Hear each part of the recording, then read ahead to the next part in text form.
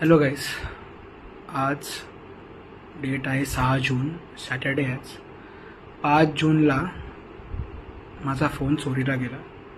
पातलीपाडा ब्रिजच्या पहिले मी ऑफिसमधून माझा येत होतो स्टेशनवरून आणि शेअरिंग ऑटो घेतली. त्या शेअरिंग ऑटोमध्ये माझ्यासोबत 4 लोक होते, ड्रायव्हर आणि अजून 3 लोक होते. तर पातलीपाडा ब्रिजपर्यंत माझा फोन माझ्या खिशातच होता. आणि जसं मी पेमेंट करायला फोन काढला चालत्या रिक्षामध्ये की मला पेमेंट करायचं आहे, फोन काढला तसाच एका माणसाने माझा फाटून फोन मारून गेला. ते 2 लोक होते बाईकवरती आणि ते पळाले. ट्रॅफिक खूप होती म्हणून मला त्यांच्या मागे धावताना आलं आणि मुव्हिंग ट्रॅफिक होती खूप फास्ट, म्हणून मला काहीच करता नाही आलं. मी खूप जोरात ओरडलो त्यांच्या पाठी की थांबा थांबा. रिक्षावाला पण बोललो की पळवा, बट नो लक. त्यानंतर मी वाघबीडला उतरलो.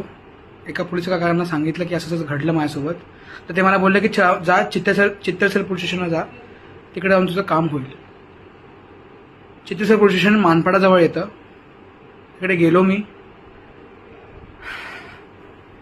त्यांना सांगितलं सगळी घटना. मग त्यांनी माझी कंप्लेंट नोंदवली आणि ट्रॅकिंगला दिला नंबर त्यांनी. आता IMEI number. I don't know भेटेल की नाही भेटेल, फिंगर्स क्रॉस्ड. बट गाईज, ठाण्यामध्ये प्लीज घोडबंदर रोडवरती सेफ राहा. खूप चोऱ्या होत आहेत. माझ्यासमोर 3 लोक होते ज्यांचे फोन माझ्यासमोर गेलेत आणि ते आम्ही 3 लोक बसलो होतो पोलीस स्टेशनमध्ये रात्री 12:30 वाजेपर्यंत 1 वाजेपर्यंत. अशी घटना तुमच्यासोबत पण होऊ शकते. हे चोर वाढलेले आहेत खूप. पण ठाण्यातच का होतं आणि इज दिस प्लॅन्ड? ह्यांना माहिती असतं की रिक्षावाले पण इन्व्हॉल्ड असतात? Is it a big cartel? माझा फोन ऑलमोस्ट 50,000चा होता जो गेला. It was Samsung S23. जास्त नाही, 1 वर्ष झाला होता त्याला.